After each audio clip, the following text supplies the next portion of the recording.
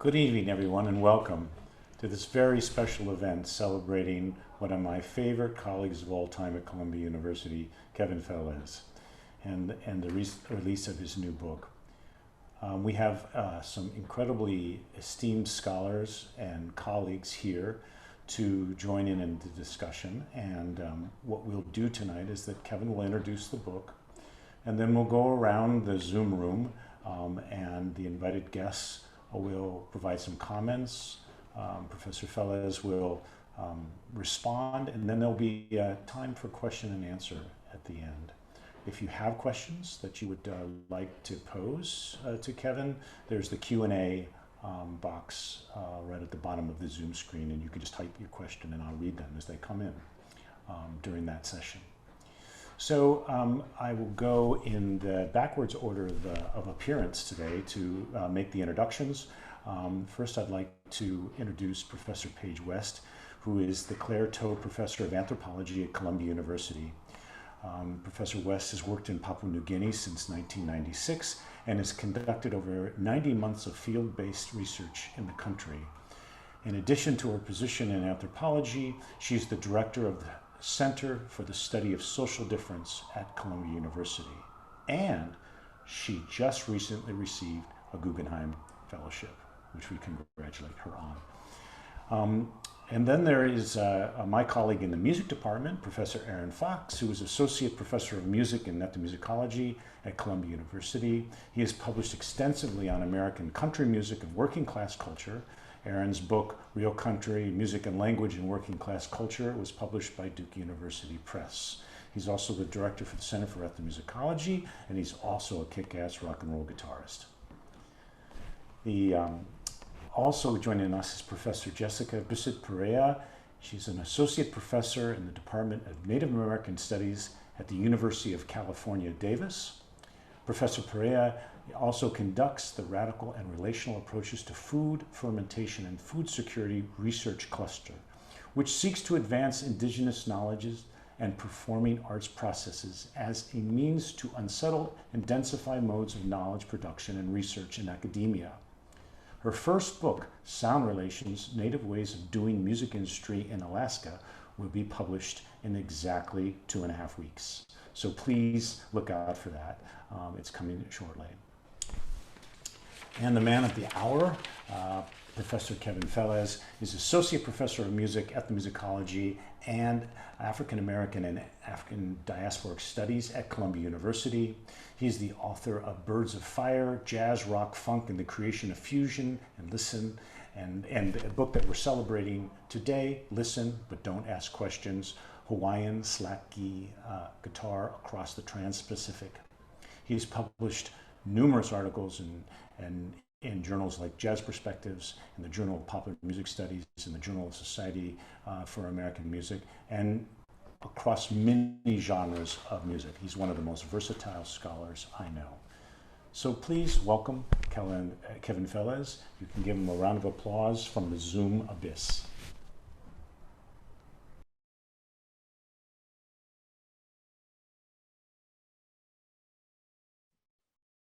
Thank you, Chris, for that wonderful introduction.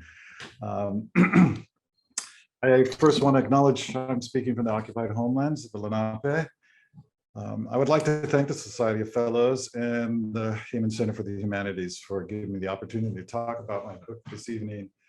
And I'm truly honored and deeply appreciative of all my colleagues who have not only taken the time to read my book, but time tonight to comment on it. So thank you so much. I also want to thank all the attendees, and I want to give a special shout out to the Japanese ohana. I'm actually wearing a shirt, a palaka shirt, that is gifted from me from Chieko Sekiguchi, part of the group there in Tokyo that I was working with on the Hawaiian slacky guitar scene over there.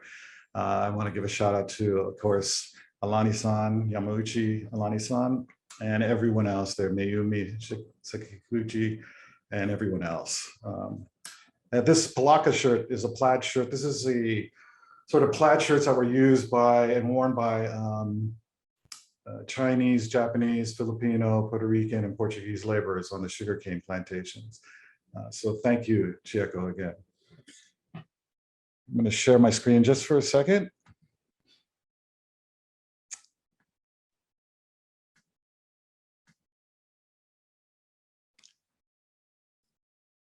I dedicate my book to both my parents, but I'm dedicating this session tonight to my father, Andrew Fellezs. And I'll let you guess which one he is. This is one of many quartets that he participated in throughout his life. I got the title and the lead epigraph to this book from Gabi Pahinui, and I just wanted you to hear it in his own voice. Well, what would you say, Gabi, to the youngsters? I mean, you're such a folk hero here in Hawaii, and is famous a name in Hawaiian music. For anyone that's interested, I'm talking about genuine Hawaiian music now. Where do they get started? Where do they go? And what's your advice to them? I would think first how I started. Listen, but don't ask questions.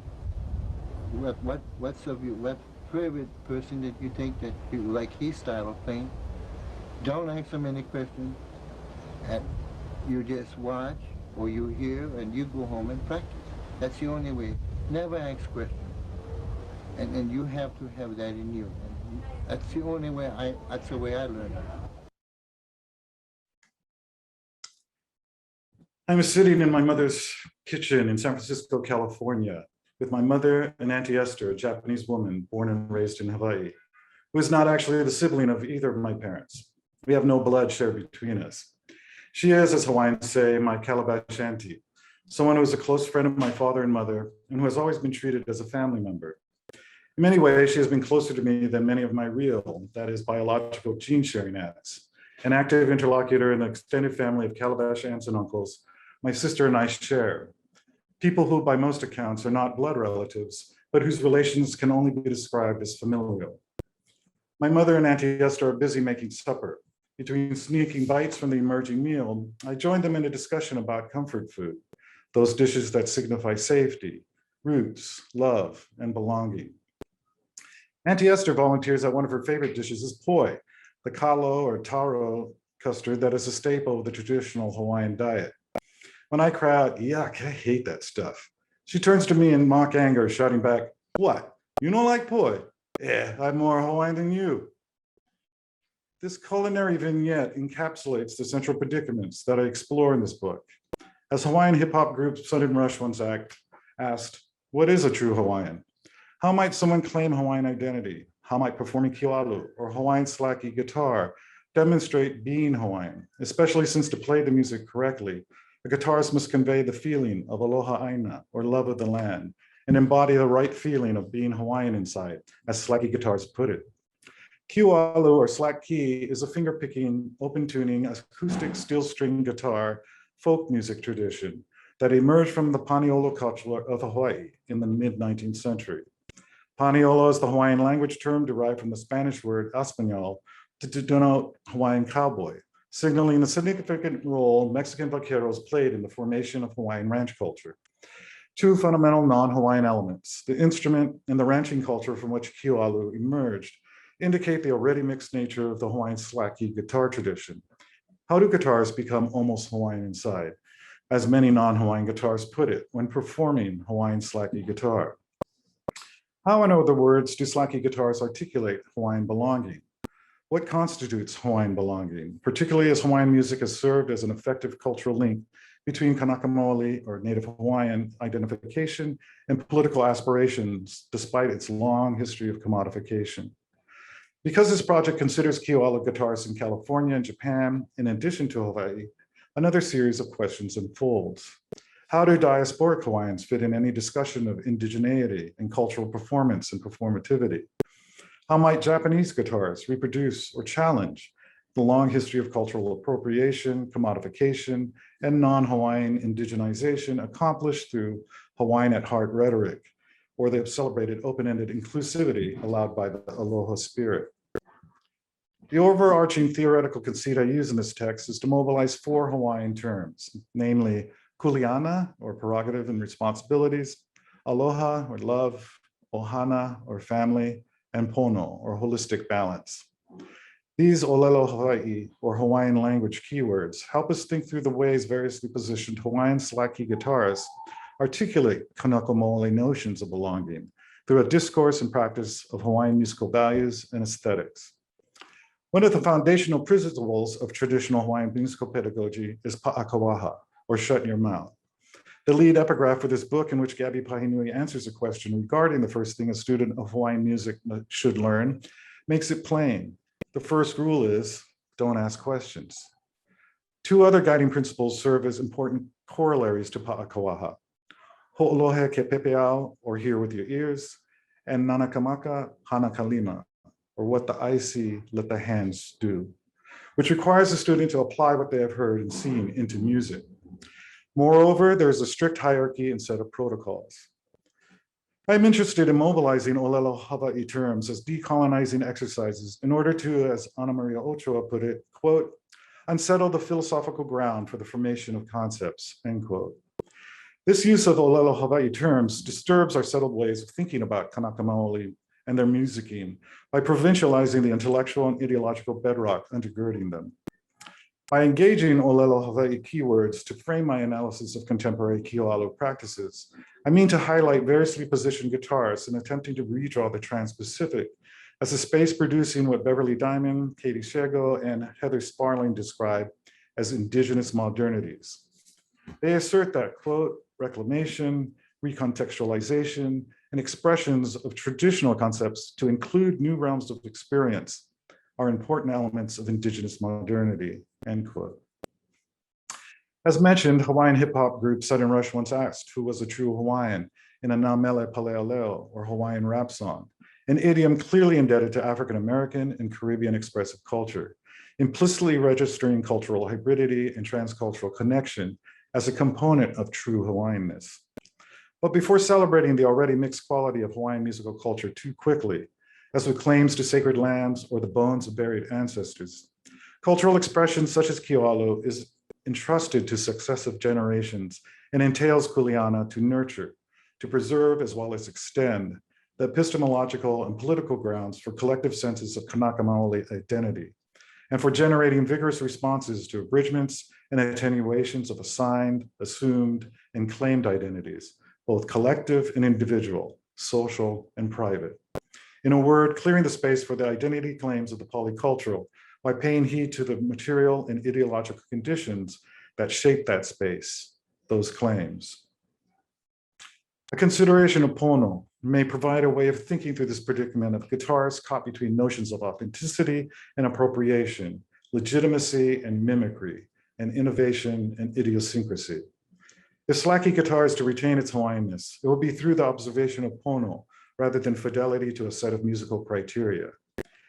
As I show throughout the book, guitarists often present musical criteria for defining Kioalo, but readily offer extra musical accounts for determining the Hawaiianness of the tradition and for evaluating a musician's performance. Adhering to protocol, offering a genuine expression of aloha aina, and committing to Hawaiian concepts such as kuleana, aloha, and ohana are the ways in which Kanaka Maoli guitarists in the end validate a guitar's place within Hawaiian slack key guitar.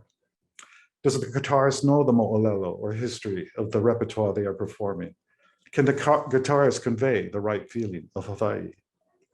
Kioalo then is not merely a music industry defined genre, which can be readily appropriated by non-members of a given cultural group, nor is it a static tradition in which outside influences go unrecognized. Kioalo is a vital sounding out of Kanaka Maoli belonging that recognizes its own mix-up history and is not afraid of engaging with the rest of the world. But it is an engagement that articulates the continuing struggle to negotiate those connections on Kanaka Maoli terms and guided by Kanaka Maoli's sets of principles and aspirations. The point, after all, is not to simply shut your mouth. The point is to listen. Mahalo. Thank you.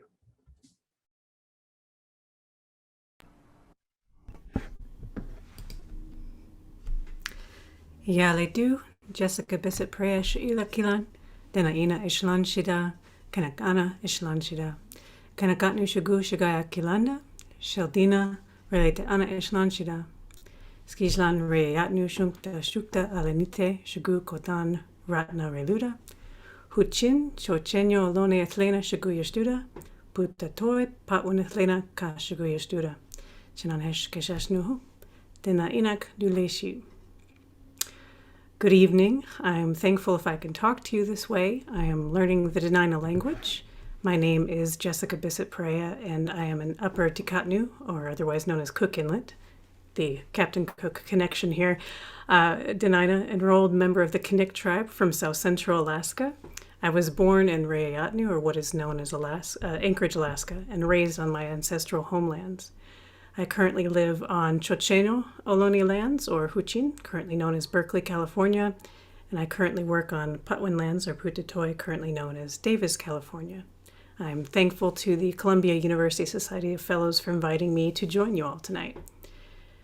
From my perspective, as a Dena'ina woman, musician, and scholar, and someone born and raised on the northernmost center of what Kevin calls the Trans-Pacific space, I've long been interested in the generative consonances and dissonances between the lived experiences of Alaska Natives and Native Hawaiians, as we are designated in U.S. colonial law, with various iterations of colonialisms, be they missionary, extractivist, military, and so on.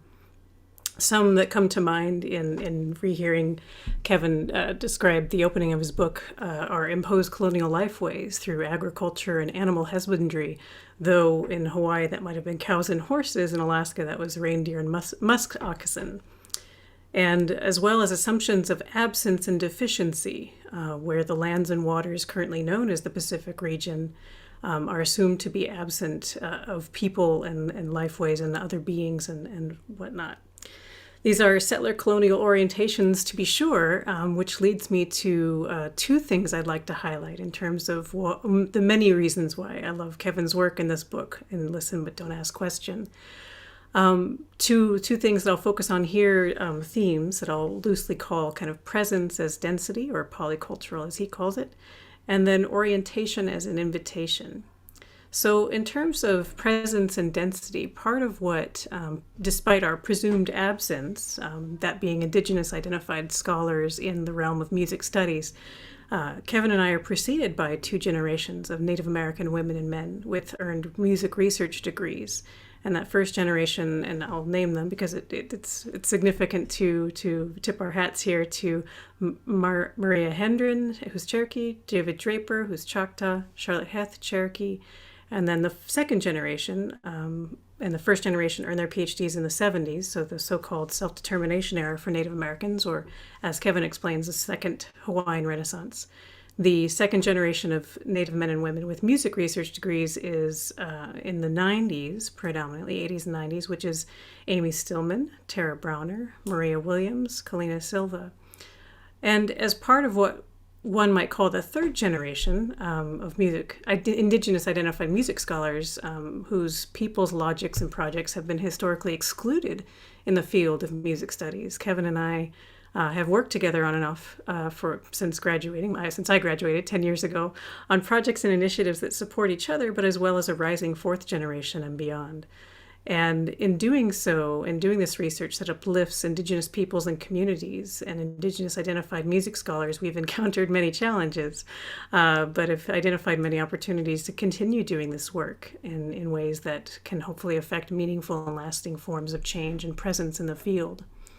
And one of the many unique and critical aspects of Kevin's book is his attention to the density of Kanaka Maoli indigeneities, or what he terms polycultural identifications, that refute easy categorizations of, hefted by persistent colonial questions of containment, such as who counts as Native and who decides, but also in the case of Kanaka Maoli, where matters, on island, off island, and beyond, as well as refuting colonial questions of measurement. What exactly is Native about Native music? And we see that in the Grammy categories in the discussion of language percentages, right? A language quantum. And what Kevin's book does instead, though, is in highlighting the polycultural nature and the density of modern indigeneities, is works toward an aesthetic of self-determination and resurgent world-making. In this way, his study of polycultural Trans-Pacific Slack Key cultures offers a means through which indigenous peoples and indigenous related peoples can amplify and sound the density of our indigenous being and to reaffirm our relations to lands, waters, and lifeways. I find it interesting that some of the similar themes and streams that Kevin and I draw from, that Robin D.G. Kelly looms in the background in both of them in terms of my preoccupation with density and yours in polycultural being kind of secondhand borrowings from Robin D.G. Kelly, mine through Chris Anderson's adaptation and indigenous studies of density, and yours in Vijay Prasad's polycultural. But, you know, these giants of music historians working with by and for indigenous, Black, and peoples of color community, it's wonderful and refreshing to see this work coming into being and in these ways, and especially with this attention to Slack Key musicking. It was a real pleasure to read that, as well as mentions of historian George Lipsitz, who, in terms of thinking about the importance of density and polyculturalness, is this idea of both and refusing an either or colonial refutation, a colonial imposition rather. And so to kind of follow his call for understanding universalisms that are rich with particulars. And that's exactly what this study of Slack Key does, that it demands attention to context. It demands attention to responsibility and obligations. And in that way, this kind of questioning leads one to also think about who is asking and who can ask, what is being asked and what can be known, how is the asking taking place and how can asking be done, and in this case, should we even been asking questions? That's in the title of the book, right? And so it's really an achievement to slow down the pace of academic and research-oriented inquiry, to reclaim senses of island time or Indian time in ways that have been, majoritarily cast as in derogatory terms, that we didn't quite meet the mission bells or the school bells and all of those things that regulated our time and space through the residential boarding school area. That now what we're talking about is this deliberate move to slow down the pace of knowledge and skill acquisition in ways that are responsible and ethical and following Indigenous protocol. And so that's the feat and the achievement here in terms of presence and density. The second theme that I'll touch on quickly, because I know I'm running out of time, is that in thinking about orientation or reorienting as invitation, Listen But Don't Ask Question offers readers an opportunity to pose and consider what might be called Kanaka Maoli questions, or what happens to our composing, performing, researching, and arts presenting practices if we put Kanaka Maoli ways of being, knowing, and doing at its center. And Kevin's work further defines this in terms of the densities of polycultural and Trans-Pacific lives and what Slack Key guitar song work does or brings into being through its varied sounding. And this idea that, it's very similar to what we have in Alaska with invitational drum songs, as where everyone who's present in the performance space is invited to dance, regardless of where you are and who you come from. And in a way, it's a sly way of making relations. And that's a massive feat of Kevin's book here in terms of highlighting Indigenous agency in making relations, and not allies, but relations. And usually that can be done through marriage or adoption, and that's something that really is highlighted in Kevin's work here. But that this idea of relationality as responsibility, as obligation, is one way that we're going to move the needle on equity in music studies research in particular, but also just in our societies more broadly. So in thinking about an invitation to reorient ourselves, not only in thinking about Hawaii as the center of this particular story and these particular sounds, but really foregrounding in what we call indigilogics, right, which is riffing on your colleague George Lewis's Afrologics and Eurologics, that as any Indigenous, Black, or person of color who's been trained in music, or rather disciplined in music studies, will tell you, Music studies framework centers singular ways of being, knowing, and doing that belie its prioritizing of Eurocentrism and Eurologics, that in turn produces its own form of ethnomusicology, yet the ethno that is always expected to be a European subjectivity is masked and obscured. So that musicology or music studies exists unprefixed, serves to obscure the ways in which it's always already aligned or directed at European-derived subjectivities. So that's probably a conversation for another time. But just thinking about what is the work of doing here, that Indigenous peoples in Kanaka Maoli more specifically understand song and music as law, as genealogy, as medicine, as historical documentation, that music does something. Music has spirit, music has soul, and it is an active agent in this world. And the act of doing equity and following through on our responsibilities and accountabilities to Indigenous peoples is not something that should fall solely on Indigenous peoples alone. And this is where the invitation, and that it's going to take so many villages of us doing this work and doing different kinds of work to live in a true radical relationality. So I just want to finish by saying congratulations, Kevin, and it's an honor to have a moment to speak about your work, and I look forward to the continued conversation in the Q&A. So thank you.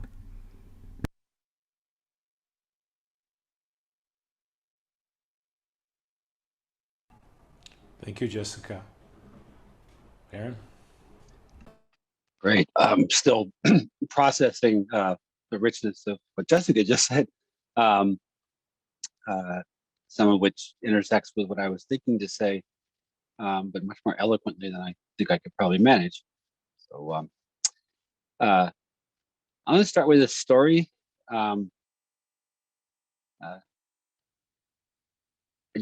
I just had the sad occasion to attend a funeral online for a very important person in my life, a great man named Roy Maloney Akuchuk Nagiak Sr., who's the patriarch of a family in Utqiagvik, Alaska, to which I've been really deeply attached for 15 years of spending time there. And alas, Roy passed away from COVID 10 days ago after several weeks on a ventilator. And I don't tell you about Roy separate from what I want to say about Kevin's book, even though it's a very tragic way to enter the conversation. But I do want to mark his name. But then I want to talk about his funeral, which happened on Saturday, and which was constrained by the COVID pandemic precautions. COVID is really bad in Alaska right now, and meant that the Presbyterian Church in Utqiagvik could only be about 1/3 as full as it would be for that kind of funeral normally. And most tragically of all, participants were prevented from hugging, which central to many funerary traditions and rituals. It's especially central in conjunction with a stylized form of crying together for funerals in my experience of especially funerals of important people. So that activity was limited, which didn't mean that during the visitation the crying didn't happen, but it lacked the synchronization that comes from hugging and crying together. That is the sort of way it's done there. And so it felt a little detached from the healing purpose of that co-grieving, grieving in the same time. The funeral was a magnificent 2 3/4 hour affair after the visitation, featuring an African-American priest from Atlanta with all the moves officiating, a almost entirely Inupiaq elder choir there for the specialized purpose of singing hymns in high-end Inupiaq, a band of older men on the altar dais playing 12-string guitar, electric guitar, and electric bass, as is the custom always for church services there. In my experience, there's sometimes a pianist, but it's unusual. The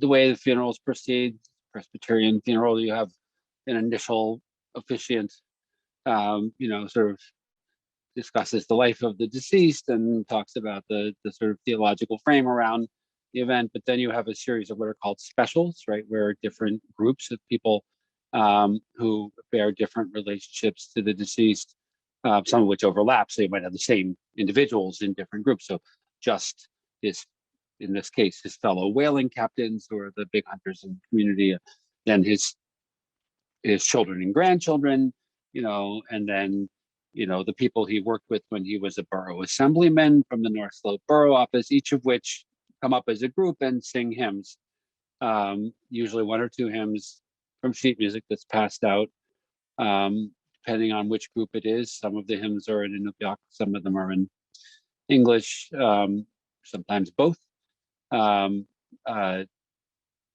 also depending on who the deceased is. There's an emphasis on, there's a common canon of songs, of course, but there's also an emphasis on doing ones that were important to the deceased or that are important to members of the deceased family. Anyway, at Roy Nahak's funeral, about an hour or so in, after Mark Asolak got up and read for his favorite passage of scripture in Inupiaq,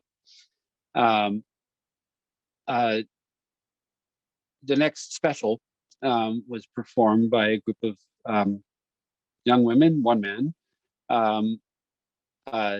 who are of Tongan ancestry, heritage. There are quite a few Tongan families living in Utqiagvik now, and some Samoan families. They've been there for a while, and they've woven into the town in a lot of rich ways, including participating in the life of the Utqiagvik Presbyterian Church quite extensively, and intermarrying with Inupiaq families, and to the point that there is, in fact, a named ethnonym for the offspring of such families, combination of names, which is worn as a badge of identity, affiliation, hunting together, working together, praying together. The Tongan family, so that the special was performed by the young women of the Tongan community, sort of older teenagers to women in their 20s and early 30s, and one male relative. And they got up and they talked about Roy as their Sunday school teacher, and about learning to pray from Roy, and about learning to speak in Inupiaq from Roy. They spoke Tongan. They do speak Tongan. They interspersed their speech about Roy with Inupiaq words, giving evidence of that. And as is also customary in Inupiaq funerals, they made some very funny jokes that were also part of the culture of the event. And then they sang, as they often do in church, a series of hymns in the Tongan language, which Roy always used to say to me he found very beautiful. And their singing is quite different from the way Inupiaq sing hymns. I'm not at all a scholar of Pacific music, but it's close harmony, sort of kind of block style close harmony, with the voices are very sort of melodious and with a lot of vibrato in the meat of the range of the singers. These are women, so it's high, but the pitch is very accurate, and the effect is very shimmery and beautiful and sort of lush. The Inupiaq aesthetic for singing the same hymnal is much more, I would call it, forceful, and usually unison, sometimes emergent harmonies usually at the fifth, actually most commonly, will show up, or octave singing, but with a real emphasis on sort of the fervor of your voice. For men, that means almost a bellowing tone. And for women, that means singing in the upper part of their register with a kind of stridency that's very stylized. And so the whole result is this much more sort of, assertive motive of communicating the same text in some cases. And this includes singing in Inupiaq as well as in English. In fact, more so singing in Inupiaq. Anyway, I'm telling you all this because I kept thinking about that episode in his funeral, and the musical density, for Jessica's word, polyculturality, Robin Kelly's word, and yours, Kevin, right? And the genuine affective sense of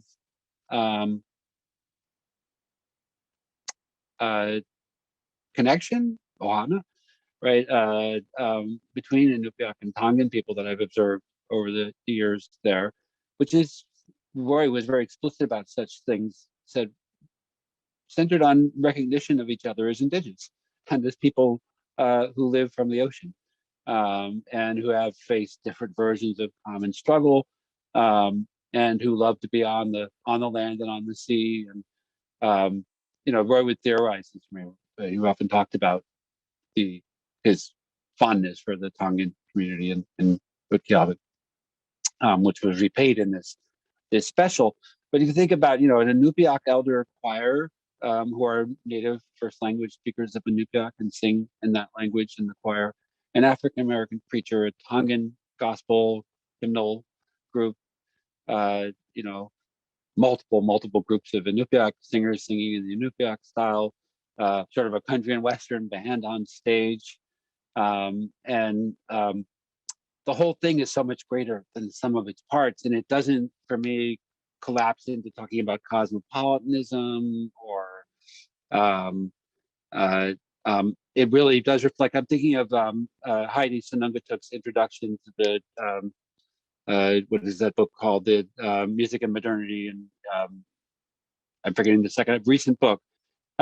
She has a piece called Pagmakpak, which is Inupiaq for right now in the present, modern, right, where she introduces the entire book, which is a mix of essays by native and non-native scholars, mostly about indigenous popular musics, with this, which she characterizes as, and I recognize as, this characteristically Inupiaq gesture of saying let's collaborate to mutual advantage, while recognizing we have different senses of advantage, and sort of as Jessica was saying, in a different Alaskan context, but it's not unrelated. A kind of imagining past otherness that doesn't think past difference, and that doesn't reduce things to simple, kind of, okay, now this perspective can take over, but looks for ways to sort of synthesize new holistic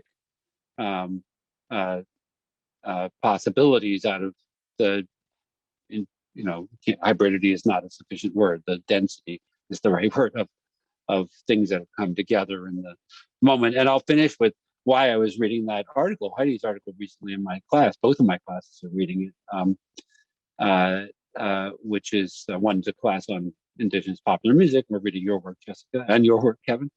And the other is a general introduction to ethnomusicology class. So I'm reading it for different reasons in the two classes. But when I started teaching the Native Popular Music class in 2012, I struggled to fill it with as much indigenous scholarship as I possibly could, and could not get more than maybe a quarter of the way through the syllabus without having to layer it. And it was hit me this year. It's the third or fourth time I've taught it. How this year, for the first time, almost effortlessly, I made the syllabus 2/3 or so indigenous scholars, which really marks, as Jessica started, and I'll finish, and returns us to your book, Kevin. I want to note the generational moment I want to note the way your book and Jessica's forthcoming book and Heidi's forthcoming book and I'm going to not forget names of people. She has the Kakibar's recent book, which is not, she doesn't identify as Indigenous, but the voicing of it is in the spirit I'm talking about. And quite a few other things that are in progress or recent. Dylan Robinson's book, of course, which I think is maybe the flagship book of this moment, because it does recenter the positionalities and subjectivities of the oral gaze, right, that we bring to Indigenous sound worlds from our own positionalities and points of view.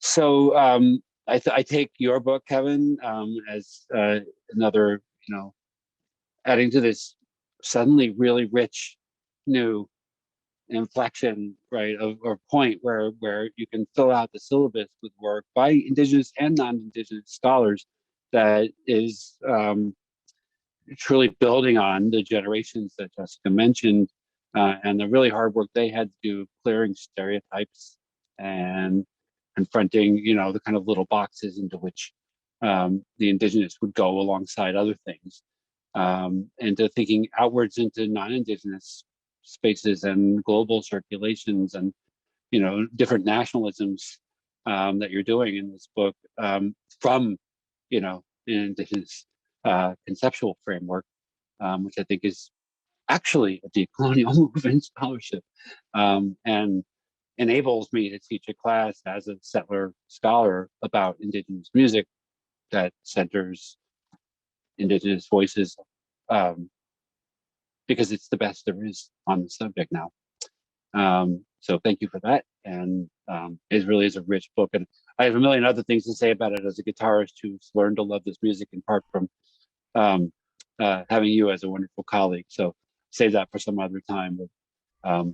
But what a pleasure to be here. Thank you. And Thank I you, will Aaron. yield the floor. Paige? Hi, everybody.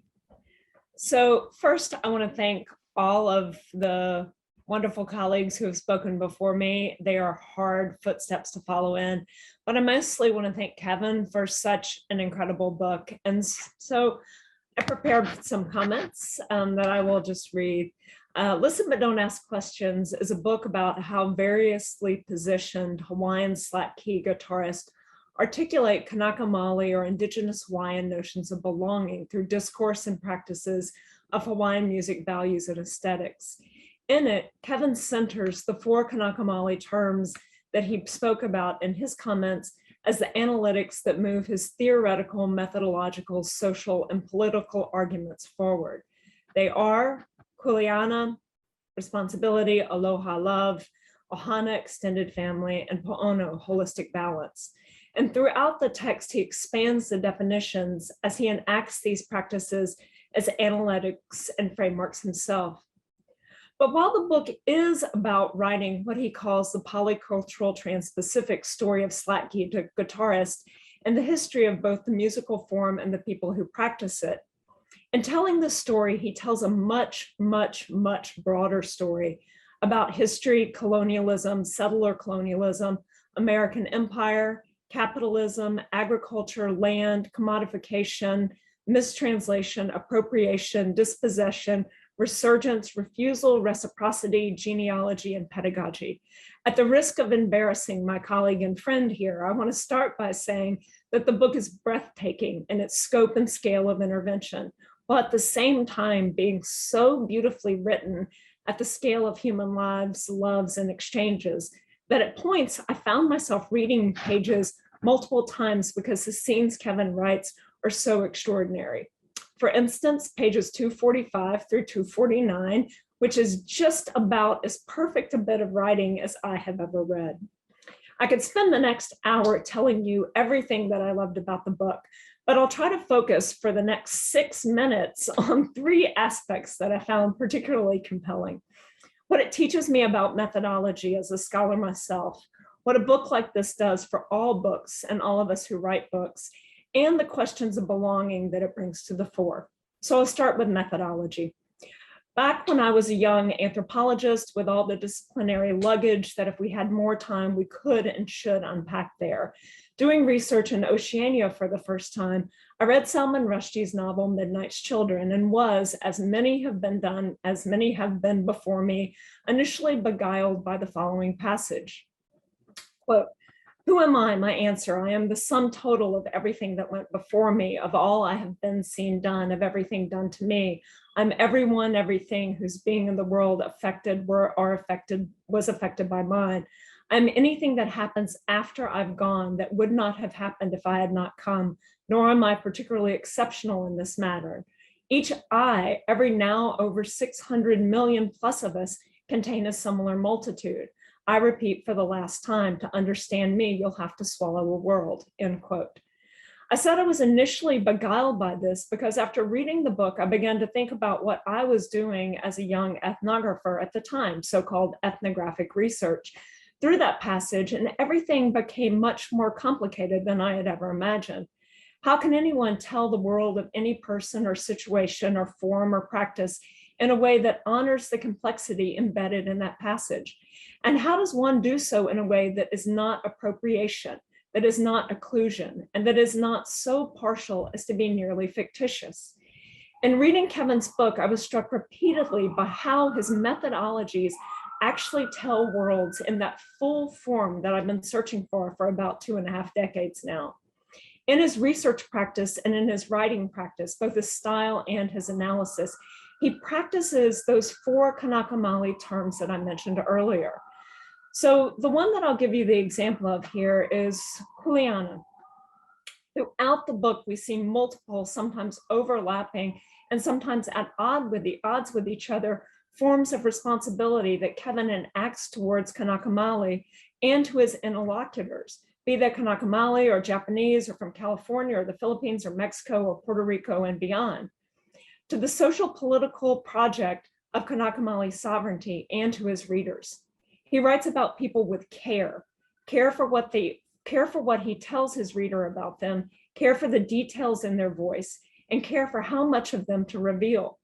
We glimpse into the lives and thoughts of guitarists in the context of the guitar worlds, and without revealing of a kind of extended personal that for so many writers today is the way that we write about individuals. We meet them as their lives and stories are connected to what they've seen and done and how those moments of seeing and doing are tied to what went before. We see how their practices and lives are affected by others and processes like settler colonialism or trans-Pacific movements of capital. And Kevin elucidates this through lives. But we know that we're not seeing that more than we as outsiders, as readers, and for many of us as settlers should see. There's no over-revealing here. This is grounded in an animated world of intersecting lives, but individuals never become characters who are used to move the story forward. Back to that section of the book that starts on page 245. It begins as a moment when Kevin's helping us to understand something one of his interlocutors said about how in playing one must have more than technique. They must enact and practice kuleana themselves. And the phrase that he's trying to help us understand is, quote, "get the right feeling of Hawaii," end quote. And in this, and it's the end of the book, where Kevin is wrapping together his arguments about polycultural Pan-Pacific, about the importance and primacy of Kanaka Maoli in articulating what slack is, and about Aina, our land and sovereignty. He does this by writing about a day in 2010 when he was with his family at a luau with 4 generations of his family: Hawaiian, Chinese, Japanese, Hawaiian, Japanese, Hawaiian, Chinese, Norwegian, English, Hupa, aunties, uncles, calabash aunties, cousins, sisters, haoles, hapa. And he's there listening to his cousin play slack key and singing. And he narrates his cousin's history with slack key as a practice and as a commodified form by starting by explaining his nickname, Friday. But in the narrating of his cousin, we get the whole world. The histories and practices he's been weaving throughout the book, and how his cousin learned, where he learned, who he played with, how they were connected to the industry and the musical aspects of the Hawaiian Renaissance, what he thought of his teachers he had, what he thought of his collaborators, the bands he was in, what he thinks about young people playing today, Hawaiian and others. It's through Kevin's practice of kuleana towards his cousin and his practice of it to the story he's telling and to all of his interlocutors that he gets to this powerful moment of writing where his cousin, to quote Rushdie, through his cousin, we swallow the world. I have 5 more pages here that I thought I was going to read in 8 minutes, and I don't have time to do it. I will send it to you, Kevin. But I want to say 2 other quick things. One of them is about why monographs matter. I should stay off Twitter because it enrages me like it does all of us. But recently I saw a tweet by a young person who's a great scholar, and she wanted to know who still reads books, who has time to read books. And this is a book that I think answers that question. There's a way in which the care and the attention to detail, but also the broad scoping analysis that Kevin gives us that touches Indigenous and Native studies, that touches anthropology, that is grounded in music, that is grounded in the real question of what this place in the world that's come to be known as Oceania, the Pacific, whatever, the way in which it comes to be, that kind of world that he weaves together is why books matter. And finally, I have a whole last bit about belonging and how Kevin reminds us that belonging is a process. And I'm going to leave it at that, except to say that I love the book. It's one of my favorite things that I've read in a long time. And reading it over the past year a couple of times, this was supposed to happen earlier, didn't happen, and then I read it again, when everything seems so terrible and is so terrible for so many people we love, was really grounding. So thank you. Thank you, Paige. We're going to take a few minutes and Kevin will respond to these comments. But in the meantime, please type your questions in the Q&A box at the bottom of your computer screen, and I'll review the questions and I may read them aloud. Kevin? Wow, I'm verklempt. Thank you all so much for your generous readings of my book. Yes, I am at a loss slightly here. I do want to, I guess I'll start by responding to Paige and my cousin Nainoa, who I love.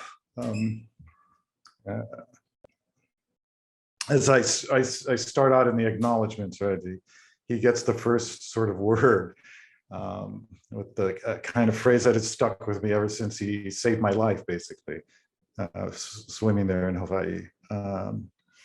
And yes, that sense of, until I actually sat down with him and talked with him, right? I didn't, half that stuff I'd never even, nobody, talks about some of that family history in particular, or the fact of how, the larger kind of institutional structural forces around have affected the Hawaiian musician, right? Personal and sort of deep personal ways. And he sort of gave me a glimpse of that. And so I will, like I say, I love all my cousins, but Nainoa is special for me. And he was always the musician. I remember when I first visited the first time, I remember, I've always had a big appetite, so I thought, until I went to Hawaii. And then I remember the first breakfast he's cooking, and he's like, "Hey, bro, you want a steak?" And I was like, "Yeah, steak for breakfast?" I grew up vegetarian, a vegetarian household, so to me, steak was special. And it's like, okay, steak, I'll have a steak. And I'm sort of eating, I'm kind of finishing up with the steak and rice. He's like, "Hey, you got another one?" I was like, what? And he's like, "Come on, you got to eat. You got to get big. You need more steak." And that was him. More, you need more, right? You need to be here. You need to be in Hawaii, and you need more of it. And he was always generous in that way with me. I have to say, too, that whole scene is unfortunately kind of a thing of the past almost. It doesn't seem to happen as much anymore with anybody I talk to. That used to be, as I sort of point out another story I tell, right, the music circle that used to happen in families and these sort of weekend parties and things. And that doesn't happen as much anymore. I asked all the musicians, I asked, Cyril Pahinui, who's actually one of the sons of Gabby Pahinui, is on the cover of my book. And I asked him about it and he's like, yeah, nobody does really that anymore. People are scattered. Speaking to the diaspora, a lot of people just left the islands because there's no jobs. On the other hand, too, they also said, well, the drunk driving laws kind of put an end to that too, right? So there's that as well. I think with Aaron, I think that whole notion of that whole sort of community and inclusivity, right? That's so important, and it's articulated through music often, right? And as you tell that story of that funeral, and I saw those pictures, and he reminded me of a lot of the brown-bodied people in my family. And it very much is very similar in the terms of, as I also say in the beginning of the book, belonging. I had a Russian grandmother in addition to my two biological grandmothers. She's very much a grandmother to me. And so, yeah, that whole idea of being able to cross what, as Jessica points out, there's these heterocolonial logics of who you can, relate to, and how to relate to each other.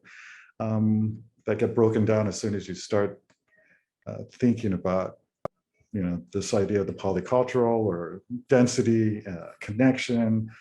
And I love Jessica's phrase, language quanta. I was just talking to my students about blood quantum and sort of, troubling that idea for them and the ways the racial logics around blood quantum work and how those play out in the ways we, conceive of and receive and think of, right? Indigeneity, and the way we temporalize indigeneity as well.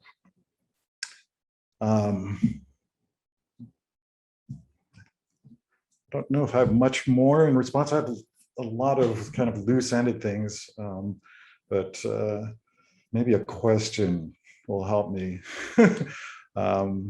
gather some things together. I also wanted to actually, one thing Jessica did remind me of, I did want to give a shout out to those earlier Indigenous scholars who, I just actually wrote to Amy Stillman about how much I owe her. We all owe her, but that her work, she's still producing great work. I'm using her as an epigraph, a quote from her latest article that just came out. It's amazing, right? In any case, I think that whole sense of belonging as well, in terms of cross Indigenous scholarship, is another kind of belonging and another kind of way of pushing forward against settler colonialist logics, right? And against as you say, the Eurocentrism of the academy. That was one reason, and it seems, and now in retrospect, it seems kind of obvious to do, but I was struggling for a long time about how am I going to really tell this really complicated story. Maybe I should just stick to the Hawaiians in Hawaii. Maybe I should stick with, actually, I started in California with friend Patrick Landeza, right? And as I thought about it, I was like, wait a minute. Hawaiians have been all over this. They've been all over this planet. Why am I trying to limit it to, one site? And then I thought, oh, wait a minute. They have words, they have terms, and they have ways of thinking about this already. And just need to tap into it, right? And then it just freed me up, as all of you brought out, that how inclusive and there are limits to that inclusion, of course. And, I bring up some things that in a sense might be kind of, when I talk about the kawa, for instance, right? The sort of untouchables cast in Hawaiian. So there are limits, right? And it's not just an open-ended thing. But thinking through those terms and kind of suddenly realizing, like, yeah, why don't I use Hawaiian terms to think through this complicated story? Really did allow me to see, like, oh man, this gets past all those lines that we seem to think are there, but once you kind of reorient yourself, oh, they disappear. They become other kinds of lines appear maybe, but those ones disappear, right? And it allowed me to really kind of tackle this large sort of trans-Pacific story. So, thanks. Thank you all for your comments. Thank you, Kevin. And before we go to some questions, I just want to say that on Duke University Press, it'll be in the chat. There'll be a link. If you haven't read it already from the comments you just heard, you got to read it. I'd like to start with a question that comes from audience member and graduate student here in the music department, Lena Dawes, who says, thanks so much, everyone, for this wonderful, insightful conversation. Kevin, what did you learn about yourself and your relationship to your family after completing your manuscript? Wow, that's a great question. I have to say, I actually avoided this project for a while because of actually that kind of closeness to it in a sense. And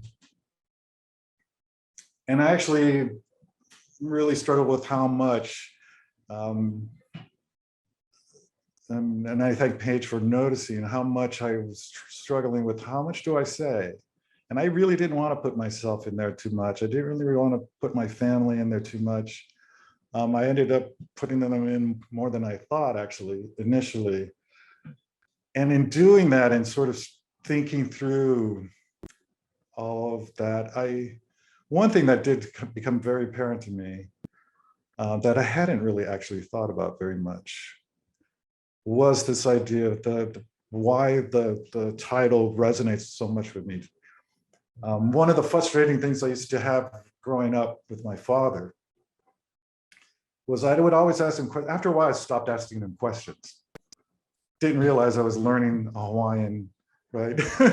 A way of knowing at the time. And it used to frustrate me because I would ask him and he'd say, what do you think?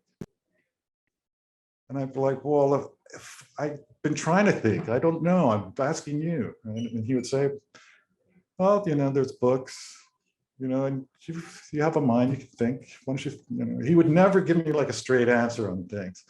And he's, like I say, frustrated me growing up. And it made me realize in thinking through the title of this book and everything, that Hawaiian sensibility around, you have the answers, think about it. And if you get really frustrated, you're gonna figure out a way of observing and the knowingness, right? It's not articulated explicitly for you. There's a sense like you need to sort of figure it out for yourself as well. And it really taught me to do that. So in that sense, it really actually made me realize how much my own thinking like I said, I've never really sort of thought about. I sort of thought, I'm a Northern California dude. But that kind of sensibility, and I see it actually playing out in my classes with my students, where I'm not always explicit. I think it frustrates some of my students. Some of my students, if they find it liberating, but I think some of them are like, do you want us to write a response, but like, can you give us a prompt? I'm like, I could. But anyway, so that's one thing that made me realize actually how embedded the sort of subtle lessons I learned through my parents, and particularly my father in that sense. were Hawaiian ways. And, you know, he never called out to that. But working through this project definitely made me realize how much that kind of thinking has affected me and how much it shapes me. So thanks.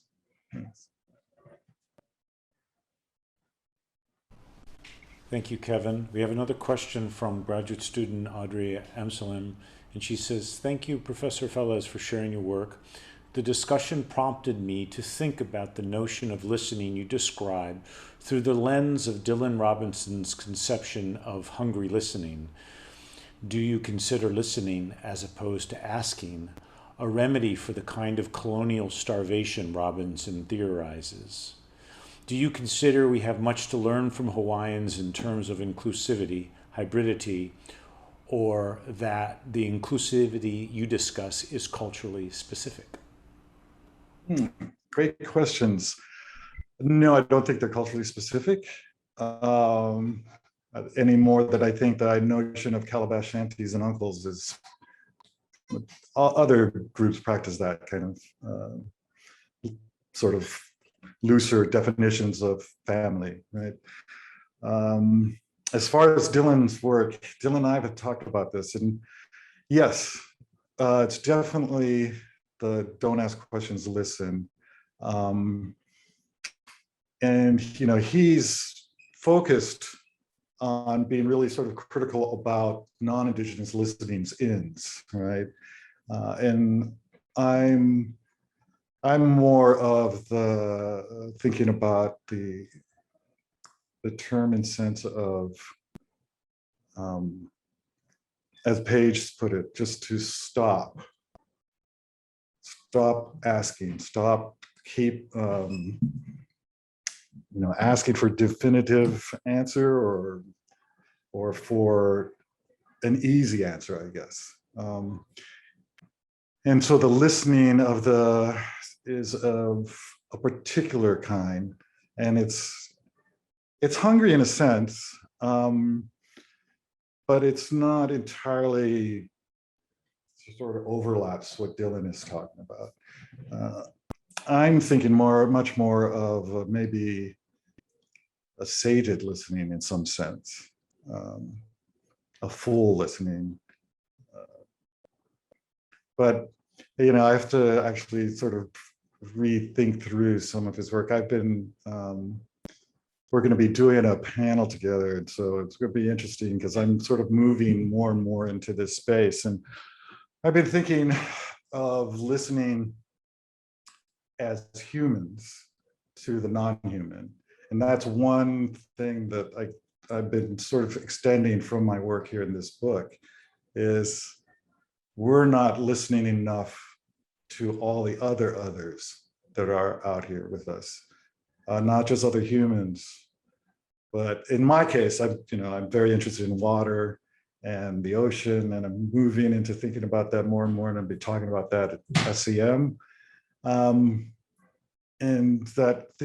listening not only now to the indigenous, but to listen to what are the turtles saying, what are the dolphins saying, right? What are these other species trying to tell us, right? Especially in this time of global climate change. You know, we don't have all the answers. And that I'm also borrowing from indigenous ways to think, and particularly Hawaiian ways of thinking of humans as part of and not separate from, right, the rest of the biosphere, that we are partners more than even stewards, or definitely this idea of the dominant species. And the thing, and what attracts me about water in that is that as soon as you go into the ocean, you re-enter the food chain. Right? We might have sort of been able to become prominent terrestrial predator species or what have you, but in the water, the ocean, you quickly realize you are not the number one alpha, bioform. And so that humbling and that sort of reorienting of your place in the world, that happens when you enter the waters, in the deep waters especially. It's, you know, it's an alien world down there in many ways. And I'm really beginning to think of listening beyond even the human, right? Just other humans, but other species, all the things we share this biosphere with. So I'm beginning to kind of get really expansive with it. So, and then that's really just early thinking. So thanks for that. I'm really starting to think, what do I mean by that listening? Yeah. So thanks. Thank you, Audrey, and thank you, Kevin. We're running out of time, and I just want to say that I greatly enjoyed your book as well, Kevin. This is the second time I got a chance to read it as well, and it's really inspiring. And so congratulations. And I want to take a moment just to thank so much the panelists for your insightful and really thoughtful comments. Thank you so much, Professor West, Professor Mrs. Perea, and Professor Fox. Thank you all for attending this evening. Pick up the book. The link to Duke University Press is right there in the chat. So long. Thank you. Thanks.